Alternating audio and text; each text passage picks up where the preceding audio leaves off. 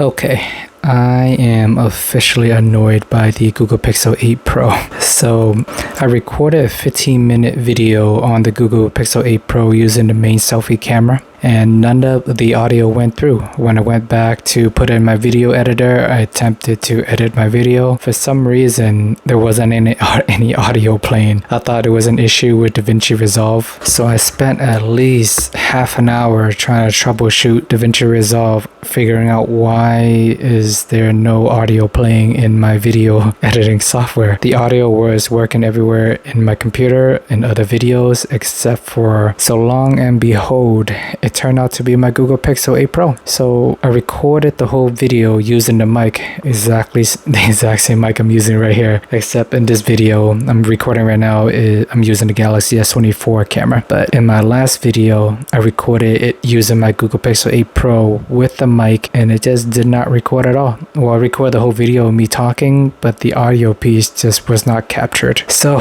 in my original video, it was definitely a more rosy, exciting video. It included the unboxing, the initial impression, 3 things I liked and did not like about this phone as just some of my first thoughts. But now that I had to re-record the video, this is turning into a rant video instead. So I don't like to be negative, but sometimes these phones, they just force my hands. So here are 7 things I do not like about the Google Pixel 8 Pro. And you would think 8 months later, after the phone has been released, all the bugs should be hammered out by now, but I'm still getting a lot of issue with this phone. I did not initially test it out when it first released. I chose the 8, the standard model instead, and then I recently used the 8A. Now I want to use the 8 Pro just to kind of see what it's like after all the hype and dabble in a little bit before all the other foldables and exciting phones start to come out. And even the 9 and 9 Pros coming out around the corner as well. Without wasting any more time, here are 7 things I do not like about the Google Pixel 8 Pro. Number 1 is the charging port issue I was talking about earlier. Can't believe it's happening for me again. This has never happened to me with any phone until the Google Pixel 8A that I recently had. When you plug it in, it just does not charge. I mean, it worked over the first few days, and after about 5 or 6 days, it just completely stopped working, and I have no idea why. I use the same charger. It works on my S24. I tried a different charger, plug it into the Pixel would not charge. Plug into another phone, that other phone charged. So the issue is with the Pixel itself, it's not the cable. The wireless charging, however, does still work, so luckily I do have that. I can just plop it on the wireless charger. Perfect world, I would need my charging port to work, which is probably the reason why when I was using the mic to record the video, nothing went through. The video itself recorded, but the audio did not record because there's something going on with the charging port. And for my Pixel 8A, ironically, when I factory reset that phone to return it, port started working again. So maybe there's some software issue going on. It might be thinking there is water in the port, so maybe it's telling the phone to not charge. That is my best guess, but who knows? Like, it's definitely odd. I thought it was like a one-off situation for me with the 8A, but here we go again with the Pixel 8 Pro. So not sure what's going on there. I'm definitely gonna return this phone once I finish testing it, but I'll let you guys know at a later point if I factory reset this phone, does the charging issue resolve itself, or it was still going on. So number 2 thing I do not like about this phone is there are so many unnecessary steps and presses just to accomplish simple things, and this is just part of Android 15 in general, stock Android. First of all, this applies to all Pixels, by the way. If you want to turn off your Wi-Fi or turn on your Wi-Fi, you have to hit the internet, and then you have to click on Wi-Fi, and then you can toggle it off. That is like 2 or 3 extra steps. On Samsung phone, you just tap the icon, and then Wi-Fi will turn on. Tap the icon again, Wi-Fi will turn off.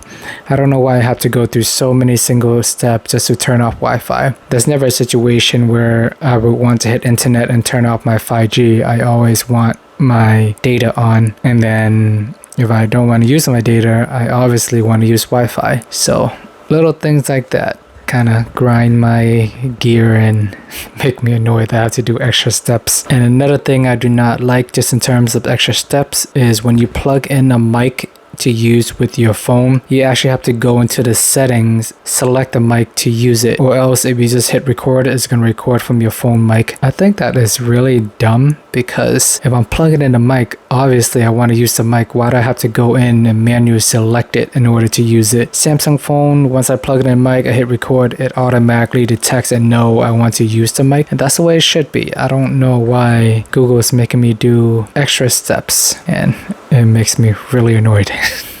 On top of them not even recording the audio even after I selected the mic. And the last thing I don't like is they are missing a last settings option in their camera. So for example, on Samsung phone and even OnePlus phone, you can record a video. There's an option to use your last settings, so next time you launch the camera, it will just stay on the video. On Pixel phone, however, if you're recording a video, next time you launch up your camera again, you want to record a video, it automatically default back to the picture. So it's always default to the camera for you to take picture. Then you gotta click video, and then you gotta scroll through, pick what format you want, and redo it all over again. So little things like that, it wastes time, and it's just not a very fun experience for me. And on Samsung phone, if I last use the video camera, it will stay on video. And then if I want to take pictures, I launch the camera again, it will go to the last settings that I use. So little quality of life improvements there. The other thing I do not like about the Google Pixel 8 Pro is the base model comes in at only 128GB and no micro SD support. For a $1,000 phone, I think 128 is on the lighter side. It should be a bare minimum at 256GB, and if you do want the 256GB model,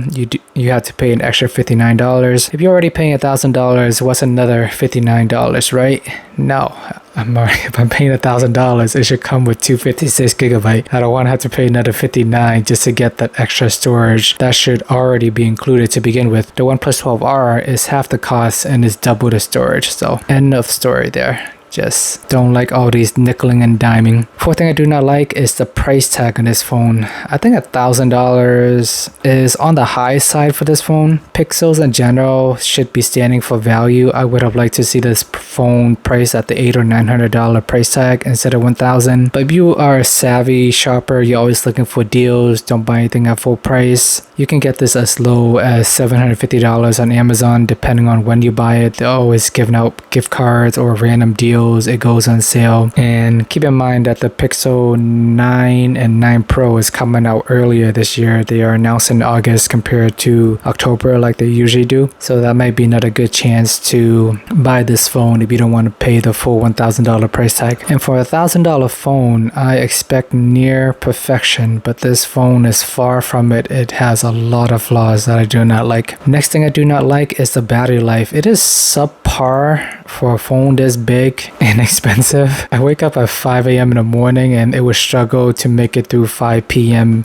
in the evening. So I'll be lucky if I can get it to 8 p.m. But in general, this phone lasts me from 12 to 15 hours of battery life. The OnePlus 12R, on the other hand, will easily last me through 36 hours of battery life with similar usage style. And I would argue even the Google Pixel 8a is a better experience than the 8 Pro. When I was using the 8a, I was getting close to 20 hours of battery life. I'm not sure what is happening on this 8 Pro, what is draining, and why is it struggling so much? Speaking of struggling, the sixth thing I do not like about this phone is it tends to overheat a lot, which is surprising. When I had the 8A, I actually did not experience a lot of heating. All the other Pixel phones I've used in the past, I have gotten a lot of heating issue, but the 8 Pro, same story there, same heating issue. And even playing basic games like Pokemon Trading Card, which is not graphic intensive by any means, I do feel the phone getting warm. And the game actually does appear to be slow and sluggish to me. Some of the animation is slower and it takes longer after I perform an action. There would be a few second delay for it to happen, and I've never experienced this on any other phone. I'm not sure if it's the game itself or it's the Pixel 8 Pro. I'm leaning towards the phone and the heat that may be causing the issue. So a lot of weird things about this phone I don't like. And last is number 7. I don't like how it's missing a lot of basic camera functions that Samsung has. For example, the dual video recording recording. On Samsung phone, it has the director's mode or dual recording. You can use the main lens to record, and you can also use the selfie camera in a small box to record as well. So good for vlogging. If you're walking around, you want to narrate, use both cameras at once. That's pretty fun to use on the S24 or any of the Galaxy cameras. And the Google Pixel 8 Pro is missing a selfie video portrait mode like I'm using right now on the S24.